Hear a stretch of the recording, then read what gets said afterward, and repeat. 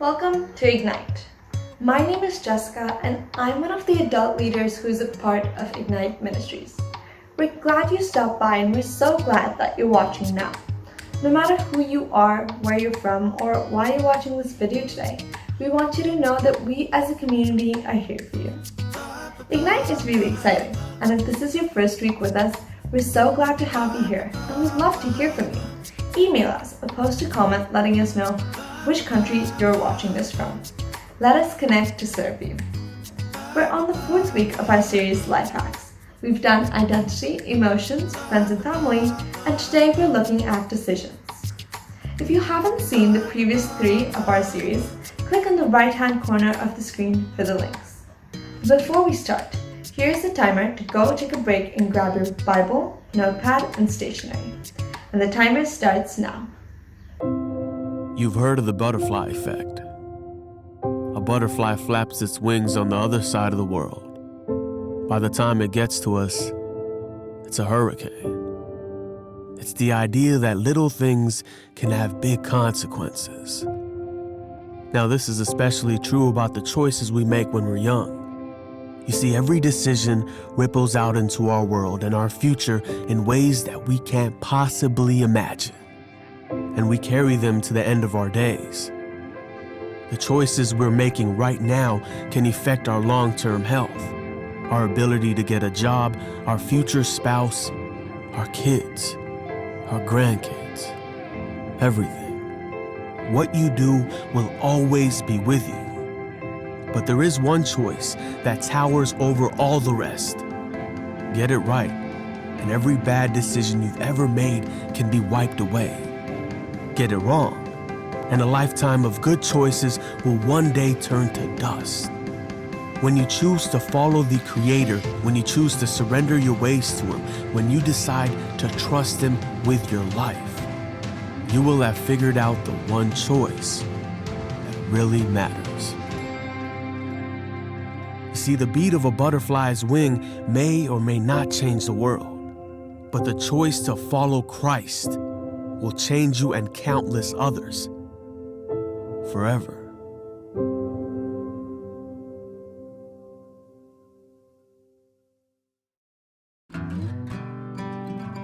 Every day, we have choices. The choice to get up every morning, to drive to work, to be friendly. The harder choices are when you choose to act, choose to speak up, choose to help, to run into the fire. But all these choices are rooted in something, or someone. Who or what informs the choices you make? Your education? Experience? The desire to make a living? The choices we make matter. The most difficult choice we could ever make is the one that brings us the most freedom. Choosing Christ over self. Followers of self listen to the world around them. Followers of self are too busy, too slow, and too distracted to respond.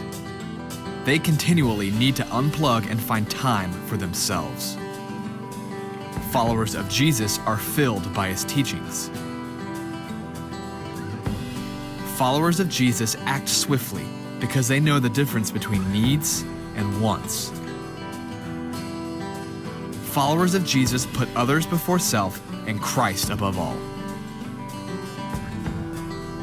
They choose to pick up their cross and follow Him daily. So the question is, who are you following?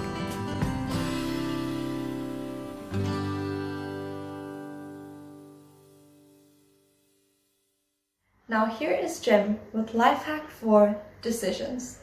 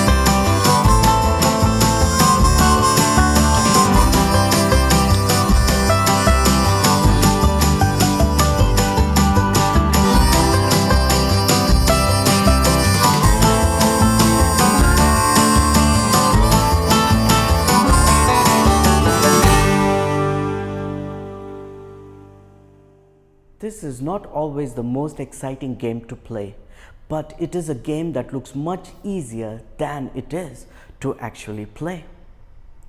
It helps to have some experience and strategy going into the game. You want to make the right decisions and move the block that will help you advance another round. No one likes to fail or even mess up. But a tower game is not stressful in the big picture of things. If you mess up, within a few minutes, you can set things up again and be ready to play. Wouldn't it be nice if life had a reset button? Now, there are some decisions that are pretty easy to make. For example, chicken or steak? Definitely steak. Chocolate or vanilla? Always chocolate. Papa John's or Domino's? Domino's. And Ignite or youth group? Well, for sure, Ignite. You may not agree with me, and I believe you have the right to be wrong. But these are just opinion decisions. These are not choices of right or wrong, no matter how strong your opinions are. But from what I remember about my junior high life and from what I know about your school life, there are a number of decisions ready to be made, and they only seem to be getting more and more complicated or difficult to make, and COVID-19 hasn't made life easier on top of that. You will decide which people you want as your friends, what YouTube channels to watch, which social influencer to follow, which video games to play, and how much. Should I go to youth group in September or not? Do I help with Livewire or Sparklers? And about a million other decisions. Usually at this point of the lesson, I'm saying the Bible will help us out. But I have to be honest here with you. The Bible doesn't give us specific instructions when it comes to class schedules, extracurricular activities, video games, or social media. However, before you check out and decide this is a waste of time, let's consider two things. First, the Bible has a whole book full of wise sayings called Proverbs. Did you know there are 31 chapters in Proverbs? There also happens to be 31 or less days in each month. So let's do a Proverbs monthly challenge. If you want help making wise decisions, then read the book of Proverbs each month, usually reading just a chapter or so per day. And second, I believe we could agree that Jesus made wise choices. Although he doesn't show us specifics on how to make decisions related to the subjects we listed earlier, he does give us some great principles of how to be wise in life. So, here is the Jesus Quarterly Challenge. We obviously don't have time today to talk about all the different ways Jesus teaches and models wisdom with decision making. However, if you really want to get to know Jesus better and learn from both his teaching and examples, you need to read the main 4 books in the Bible that are all about his life and ministry. These 4 books are known as the Gospels. It is a word that means good news because they are all about telling the good news of what God has done for us through Jesus. Now, all 4 books combined have a total of 89 chapters. So, if you are willing to read 1 chapter of Proverbs a day to get 31 lessons on wisdom in a month, all you have to do to learn from Jesus is read an additional chapter from the Gospels each day, and you will end up reading all 4 books in the course of 3 months. You might think that doesn't sound like much. But how many times did you read all 4 books about Jesus last year? If you read 1 chapter a day in Matthew, you will be done in 28 days.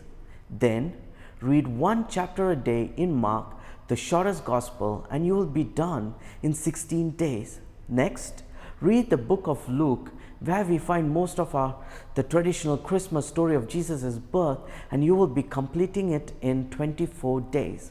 Then, finally, read the book of John at just 1 chapter a day, and you'll be done in 3 weeks or 21 days. That means you will be able to read all 4 books in 3 months. And if you keep repeating the process, you will read each of the 4 books 4 times in the next year. Okay, that's great for the big picture, but let's zoom in and focus on one specific teaching Jesus has that will help us this week with decision making that we have to do. So let's look at the book of Matthew, chapter 7, verses 24 to 27. Anyone who listens to my teaching and follows it is wise, like a person who builds a house on solid rock. Though the rain comes in torrents and the flood waters rise and the winds beat against that house, it won't collapse because it is built on bedrock. But anyone who hears my teaching and doesn't obey it is foolish, like a person who builds a house on sand. When the rains and floods come and the winds beat against that house, it will collapse with a mighty crash. Before you get all caught up in the house stories, look at the first few words Jesus said. Anyone who listens to my teaching and follows it is wise. If you have been around church much at all, you have heard the teachings and stories of Jesus. In fact, lots of people, both inside and outside of the church, know at least some of what Jesus has said, taught, and did. The problem is that there are so many fewer people who follow Jesus' teaching than there are people who have heard it. Think about it. Hundreds of people in communities like ours around the world go to church or read the Bible or check out sermons online each week. But unless you notice something that we aren't seeing, we don't see hundreds of people following those teachings and living like Jesus with their families, neighbors, classmates, and co-workers. And that is Jesus' key point in his teaching here. It is not enough to hear or read what Jesus teaches. Pay attention to Jesus, follow his instructions and example. We also are supposed to follow those instructions and actually do what he says. With all the decisions you have been and will continue facing, the best advice I can give you is to pay attention to Jesus and follow his instructions and example. If that's all Jesus was basically telling us, then what's the point of the story of the houses? Well, let's look at those. Jesus said, you are wise when you follow his teaching like someone who builds a house on solid ground. Then he says, you are foolish if you hear his teachings and do not follow them like someone who builds a house on sand. This isn't so much about real estate location as it is about the foundation itself. Both houses had to deal with the same horrible rain, flood waters, and wind. Sometimes we miss that. There are people who want you to believe that if you follow Jesus, everything is going to be easy. Your decisions is going to be easy and your life will be amazing and easy. But if you ever hear that or are taught that, then that person has not read the 4 books about Jesus nor understood the truth about what it looks like to follow Jesus. Jesus himself faced persecution and hard times. His followers from the early church days, soon after his death, all the way to current day, faced persecution and hardships simply because they are followers of Jesus. So unfortunately, you are going to face hard times and difficult decisions whether you follow Jesus or not. But if you follow Jesus' instruction and example, you will be wise and be able to use that wisdom in making decisions. What can that mean in the next 7 days? Jesus said the most important commandments are to love God and love others. Matthew 27, 37 to 39. So this week, don't just know Jesus said that. Don't just know Jesus said that. Do something about it. What if you were to read, pray, and do? Each day, read 1 chapter from the book of Proverbs and 1 chapter from the book of Matthew. Then take some time to pray, asking God to not only help you understand what you're reading, but also to see what you need to do, act on what you have read to follow the instructions. Then go and do it. How different would our families, friends, schools, and neighborhoods be if we all spent the next 7 days reading our Bibles and actually doing what it says to do? If you do that, it could be one very important decision that will help you develop some good habits. Those habits will grow wisdom in your life, helping you with a lifetime of decision making. Let's talk about this and make some plans together in our small groups. As we head to small groups, think about this question. When it comes to most decisions I'm facing right now, am I making the wise choice? We have discussion questions in the description below. Feel free to use them as discussion points as a family or when we meet in small groups. See you there soon. I hope you were encouraged today. If you have any questions or comments, please do leave them below. Subscribe to our channel and help us share the good news around the world. Thank you for being a part of Ignite, and we hope to see you soon in our next life hack.